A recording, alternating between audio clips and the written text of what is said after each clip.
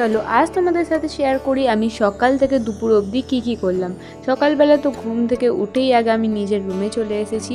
এরপর রুমটাকে ভালো করে ক্লিন করে তারপর এখানে মুছে নিচ্ছি। এখন যেহেতু প্রায় ভালোই আমাদের এখানে শীত পড়ে গেছে, তাই আমি চেষ্টা করি যে সকাল সকালই স্নানটা সেরে নেবার।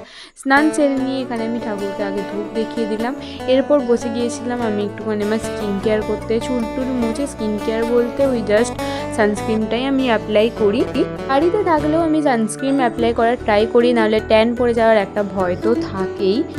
আর আমার স্কিনটা এতটাই ড্রাই যে আমাকে 12 মাসই লিপ বাম অ্যাপ্লাই করতে হয়। তারপর আজকে অনেক দিন পর একটুখানি দুধ চা খেলাম। এরপর ব্যাংকের কিছু কাজ ছিল, সেগুলোকে মিটিয়ে বাড়ি এসে দেখি মা লাঞ্চে বানিয়েছে ভাত, ভেজ ডাল, মাছের কালিয়া, শাক ভাজা আর এই বছরের মতো প্রথম ফুলকপির তরকারি। So that's it for today. তোমাদের দেখা হচ্ছে নেক্সট ব্লগে। বাই।